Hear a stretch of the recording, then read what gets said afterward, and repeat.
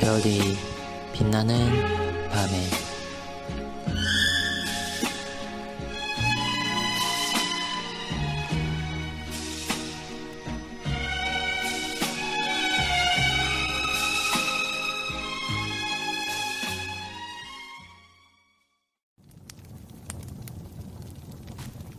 본문. 죽은 자의 매장에 관련하여 누군가가 이 세상을 떠나면 장례식 날의 시신을 집에서부터 장지에 이르기까지 정중히 운구한 뒤 어떤 의식도 행함이 없이 곧장 매장하도록 한다. 왜냐하면 장지까지 운구하기 전에 시신이 놓인 곳에서 시신 곁 혹은 앞에서 무릎을 꿇거나 기도하는 것, 그리고 다른 유사한 관습을 행하는 것은 미신적인 것이기 때문이다. 그리고 장지까지 가는 동안, 그리고 장지에서 기도하거나 성경을 낭독하거나 찬송을 부르는 것도 죽은 자에게 아무런 유익도 되지 않는 잘못된 관습이며 살아있는 유족들에게도 여러 면에서 해로운 폐단이 되었다. 그러므로 매장에 관련한 이러한 모든 관습들은 폐지되어야 한다. 그렇지만 우리는 신우들이 시신을 묻는 장지에까지 따라가서 그러한 경우에 적당한 묵상과 논의를 하는 것은 적절하다고 판단한다. 그 자리에 목사가 참석했다면 다른 경우에서와 같이 이 시간에 성도로서의 그들의 의무를 상기시키도록 한다. 장례식에서 이처럼 행하도록 한다고 해서 평소 고인이 생존 시에 지녔던 사회적 지위와 신분에 합당한 그 어떤 경의나 존경을 표하는 것조차 거부하라는 말은 아니다. 이제 죽은 자의 매장에 관련하여 본문에 대한 해설을 살펴보겠습니다. 제2차 세계대전 때인 1942년에 영국의 베버리지 보고서에서 당시 구현하고자 하는 사회보장제도에 대한 목표를 한 문장으로 함축하는 태어나는 순간에서부터 죽는 순간까지라는 구호가 등장하여 유명하게 되었습니다. 그런데 이미 그러한 원리는 이단 로마 카톨릭이 시행하는 잘못된 7성례는 태어나서부터 죽기까지의 한 인간의 모든 일들에 다 관여되어 있습니다. 그러나 웨스트민스터 예배모범에서는 성경에 언급되어 제정된 두 가지의 성례인 세례, 성찬 외에는 모두 공식적인 사역적 직무에 속한 것이 아니라 교회에게 속한 것으로 다루고 있습니다. 그러한 의미에서 결혼 예식과 달리 장례에 관한 내용을 다루는 이 장의 제목을 장례식이라 하지 않고 죽은 자의 매장에 관련하여라고 굳이 구별하여 사용하고 있는 것입니다. 그러므로 병자의 신방과 관련한 지침들과 마찬가지로 장례에 관련해서도 기본적으로 공식적인 사역으로서의 엄격함이 아니라 교회에 속한 목회적 재량과 판단이 상당히 중요하게 고려되는 주제라 하겠습니다. 질문입니다. 웨스트민스터 예배모범에서 죽은 자의 매장과 관련하여 가장 먼저 언급한 지침은 무엇입니까? 모든 절차와 예식을 배제하는 것입니다. 웨스트민스터 예배모범의 장례와 관련한 지침은 이단 로마 가톨릭뿐 아니라 우리나라의 경우처럼 타종교의 영향과 문화가 혼재하는 형편에서 마음에 적잖은 불편함을 초래하는 것이라 하겠습니다. 왜냐하면 이단 로마 가톨릭이나 타종교에서나 대부분 시신을 매장하기 전에 여러 예식과 절차를 거쳐야만 하기 때문입니다.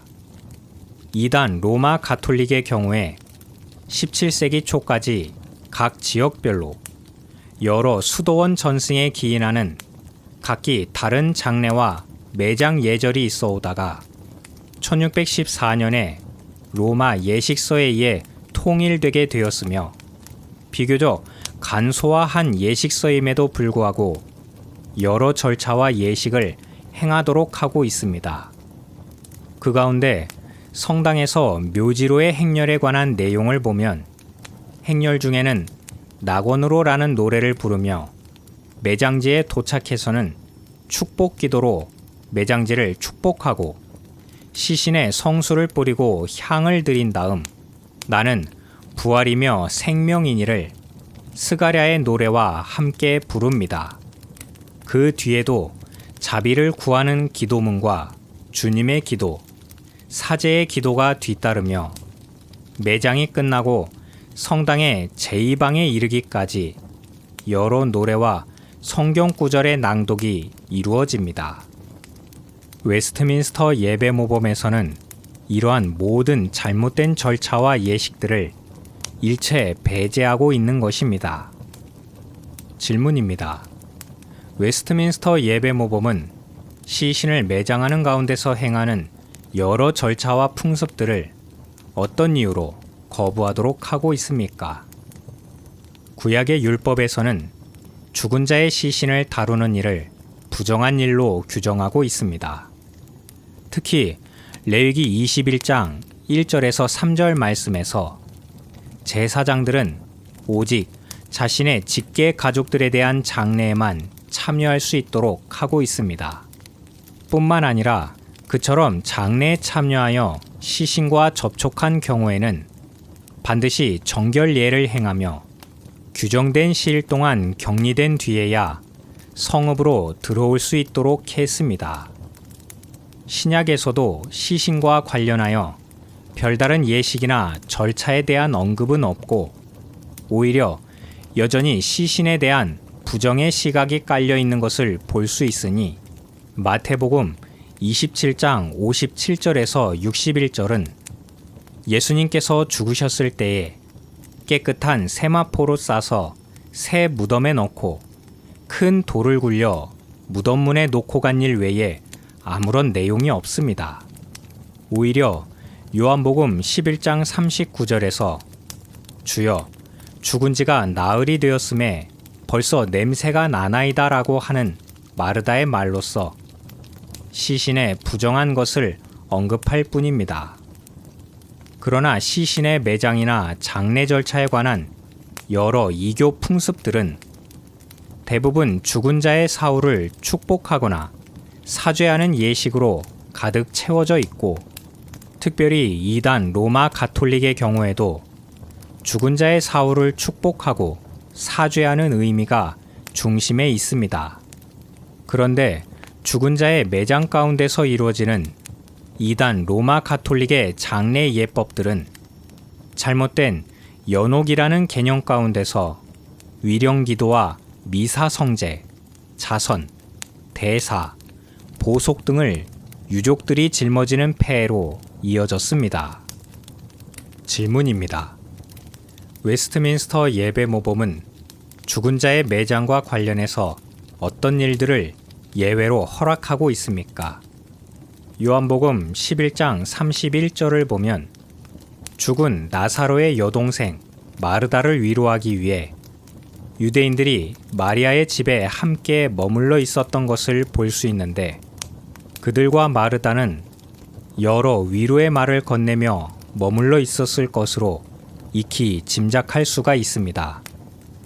하지만 그때에도 그들은 매장지에 모여서 위로했었던 것이 아니라 오히려 돌아와서 집에 모여 위로의 말을 나누었던 것이니 시신을 봉안하는 일은 신속히 끝내고 집에 돌아와서야 그처럼 위로를 건넸던 것이라 할 것입니다. 분명한 것은 신약의 교회 가운데서 죽은 자의 매장과 관련해서는 유족들을 위로함이 중심에 있었다는 사실입니다.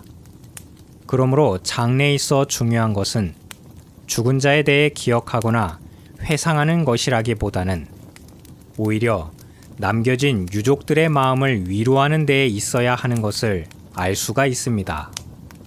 그런데 웨스트민스터 예배 모범의 해당 문구에서 주목할 것이 있는데 그것은 바로 그 자리에 목사가 참석했다면 다른 경우에서와 같이 이 시간에 성도로서의 그들의 의무를 상기시키도록 한다라는 문장입니다. 유족들에게 적절한 말로 위로하는 것은 즉흥적이거나 감정적인 말들로서가 아니라 예배 모범의 경우처럼 평소에 어느 정도로 교육받은 지침에 근거해서 행해야 할 성도의 의무라는 것입니다.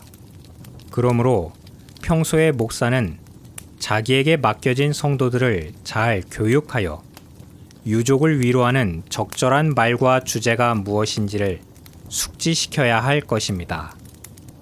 이에 따라 목사는 참석한 위로의 자리에서 성도로서의 그들의 의무를 상기시키도록 하라고 한 것입니다. 질문입니다. 웨스트민스터 예배 모범에서 죽은 자의 매장과 관련하여서 마지막으로 언급하고 있는 지침은 무엇입니까? 웨스트민스터 예배 모범은 장례와 관련한 전반적인 취지가 고인의 시신을 무덤에 안치하는 것과 남겨진 유족들의 마음을 위로하는 데에 있음에도 불구하고 고인에 관계된 어떤 말도 하지 말아야 한다고 하는 것은 아니라는 사실을 또한 밝히고 있습니다. 특별히 조선 예수교 장로회가 채택한 예배 모범에서는 믿지 않고 회개치 아니하고 죽은 자도 부름에 소망이 있다 하여 하나님 말씀을 글을 쓰지 않도록 주의할지니라고 하여 믿지 않고 죽은 자에 대해 어떤 구원의 소망을 기대하게 하는 것을 주의토록 언급하고 있습니다.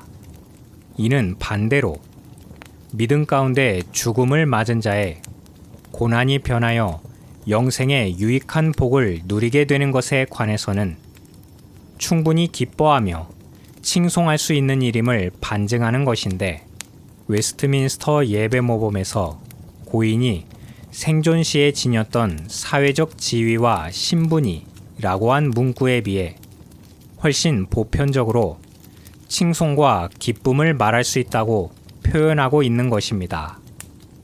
그럼에도 불구하고 웨스트민스터 예배 모범의 문구는 사회적으로 더욱 명망이 높은 자의 죽음에 대하여 합당하게 경의를 표할 수 있음을 언급하고 있어서 전혀 고인에 관한 기억이나 기념을 배제하는 것이 웨스트민스터 예배 모범에서 말하는 장례에 관련된 지침이 아니라는 사실을 명확히 드러내고 있습니다.